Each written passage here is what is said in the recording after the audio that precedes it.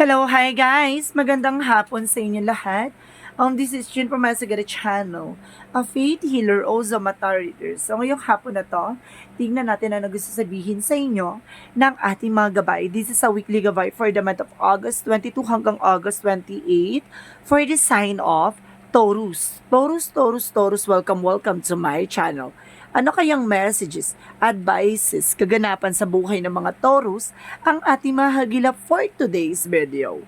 Ano kayang kaganapan sa buhay nila ang ating mahagilap? So this reading is a general reading lamang, hindi lahat makaka-resonate. Kunin lamang po makaka-relate sa inyo and comment down below kung kaninong energy ang ating nasagap. And of course, don't forget to like and subscribe my channel and hit notification bell for my videos update. So, eto na nga. Shuffle muna tayo very light, guys, ha.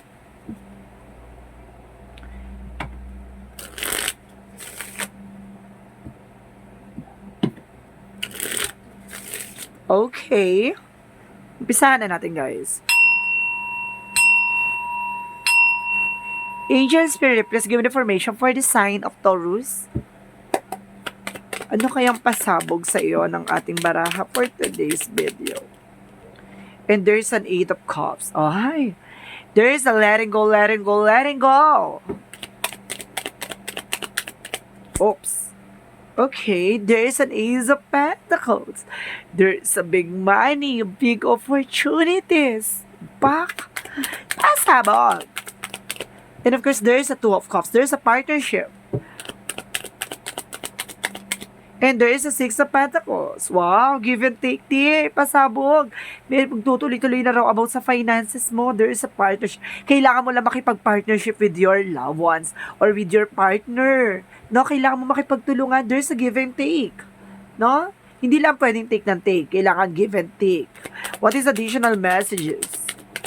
And of course, there is a, wow, 4 of Wands, celebration, marriage, proposal, merong eksena dito, ha? What is additional messages?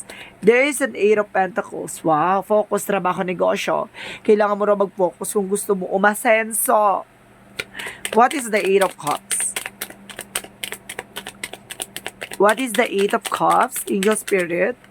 Okay, sinasabi na 5 of Cups. Letting go, May mga bagay na nasasayang, may mga bagay na nanghihinayang ka, pero kailangan mo ng pakawalan. What is the Ace of Pentacles?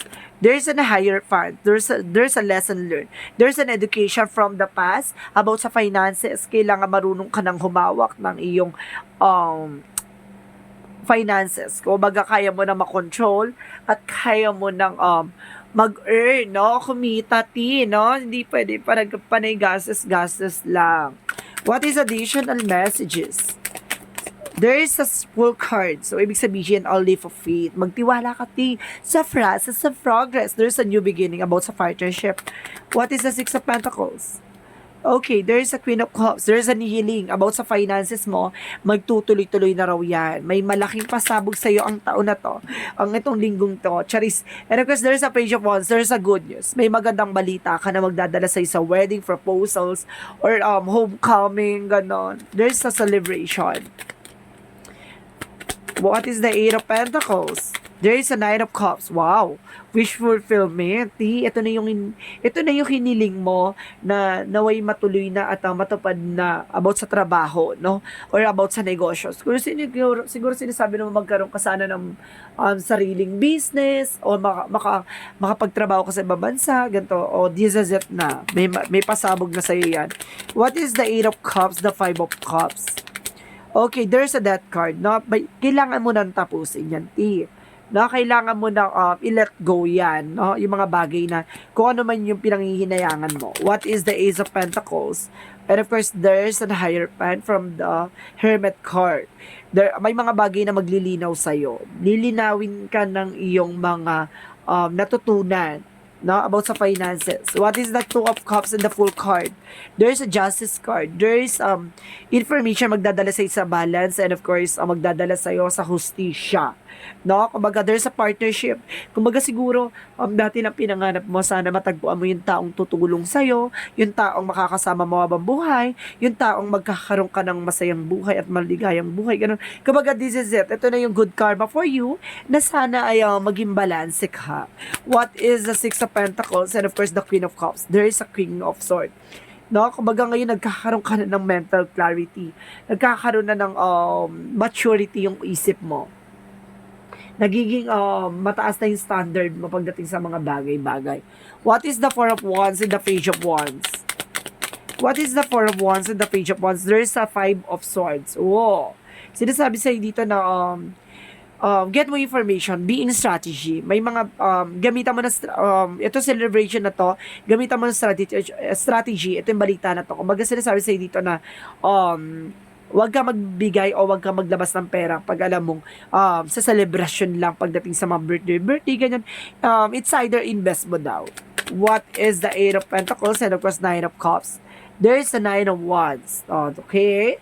Sinasabi dito, there is a waiting gain or something na may naantay ka, pero there is a near from the success, or sinasabi dito na kailangan mong kumalma, no? Resilience, maging tahimik lahat ang malapit ka na sa katotohanan doon sa pangarap mo. Kumbaga ito na yung unti-unti mo nang natutupad. This is the power eksena na sinasabi sa'yo dito ng have a patient, no? Oh, what is additional messages from the outcome? At sinasabi sa'yo dito, there's a Four of Pentacles. Protect your power, protect your energy. Alisin mo daw minsan yung insecurities mo sa mga bagay-bagay. Hindi yan healthy at hindi yan makakatulong sa'yo. And of course, there is judgment. Oh, wake up call, tia. Parang ginigising ka na about sa finances. Magtipid-tipid. And of course, there is Queen of Wands. There is ability and confidence. Magkaroon ka ng confidence sa sarili mo. At marunong ka dapat tumayo sa mga bagay na nilalaban mo. And of course, there's a Wheel of Fortune. May tadahanang nakalaan para sa'yo. May swerteng papasok at there's a destiny to happen na magiging maganda ang bukas para sa'yo. No? Ibig sabihin dito, maging handa at may mga bagay na kailangan mo lang alisin, yung mga bagay na i-let go, no? Yung mga from the past, the negativity and lesson learned about the money and career, about sa partnership, being a balance, about sa finances, give and take, and of course about naman sa sarili mo, being strategy, huwag ka masyadong magastos. And about sa trabaho, negosyo, hanap buhay, be resilience, no? Maging tahimik ka lang pero porsigido at yamado. So this is additional messages for Love Oracle card. What is the Love Oracle card? Okay, there's a wedding ring. I told you, meron ditong kasalan magaganap din, ha? And there's a photograph. Oh, maraming picture, auntie. Parang ito yung magpapaalala sa'yo na sa dami mong pinagdaanan, ito na ang pasabog ng buwan na to or ng linggong to para sa'yo. This is a weekly gabay. So, ibig sabihin, magkakaroon ka ng wedding or union connection about sa engagement or there's an everlasting promises. Pasabog, tiha. Wala pa tayo sa monthly gabay pero pinasabugan ka na dito sa last weekly gabay for the last month of August. What is additional messages? Oh, pasabog ka talaga. You're on the right path. Nasa tamang direction ka. What is additional messages? Okay, there's a family. Oh, family-oriented ka, tiya. So, what is the energy?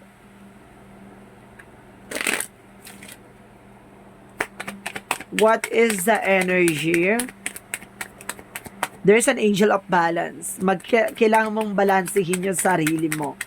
At of course, sinasabi dito, cornucopia. Kumain ka rin ng mga masusustansya pagkain, tiha. Okay, what is additional messages for the Archangel Michael messages?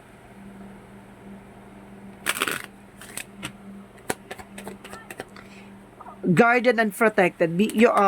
Ginagabayan ka daw at ang pinoprotection ng kana ating angel spirit and make a commitment. O, yun nga yung sinasabi, di ba? Kailangan mo tumutok at kailangan mo matuto maging balanse pagdating sa partnership.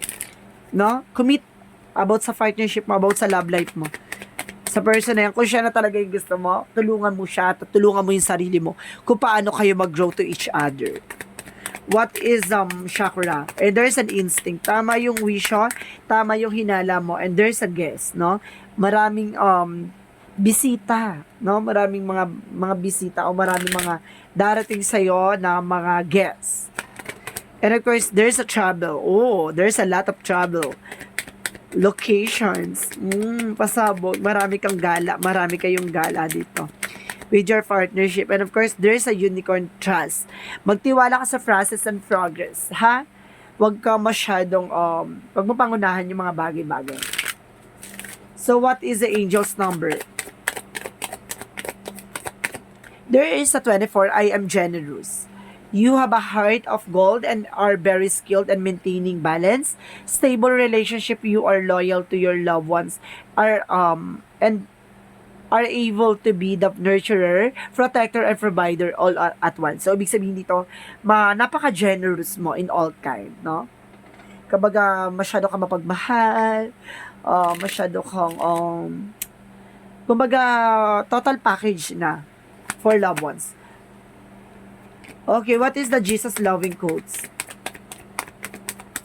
Okay, peace be with you as my Father has sent me. Ibig sabihin, katulad na binigay sa iyo ni God na kapayapaan, ipagkaloob mo din sa iba ang kapayapaan na hinihingi nila. So, ibig sabihin, maging tahimik ka at bigyan ng kalayaan ng mga bagay-bagay. What is the messages of life? What is the messages of life? Step by step. Today, I practice patience. I allow time to fulfill my goals. I understand the wisdom in letting go of control. I know that true value of each situation lies in creations rather than it is end result. Therefore, I allow myself to unfold step by step, inhabiting each moment of fulfillment, knowing that my soul is forever rising higher and higher to embrace the light. Ibig sabihin dito na marunong ka ng kumalma. Sinasabi sa dito, step by step, hindi ka pwedeng padalos-dalos. Kasi kapag padalos-dalos ka, magkakamali ka. Kailangan mong unti-unting matupad yung pangarap mo. Kung kaya ng ilaban mo. Pero may mga bagay na hindi ka kapakayang ilaban, huwag mong ilalaban kasi may hirapan ka sa bandang huli. Ibig sabihin, huwag mong ipwersahin ang sarili mong matupad o makuha yung isang bagay na alam mong hindi pa napapanahon at hindi pa tamang pagkakataon. So, this is weekly gabay for the month of August 22 hanggang August 28 for the sign of Taurus. This reading is a general reading lamang, hindi lahat makaka-resonate. Kunin lamang po makaka-relate sa inyo and comment down below kung kaninong energy ang ating nasagap. Maraming salamat guys and see you in the next video. Bye-bye and babush!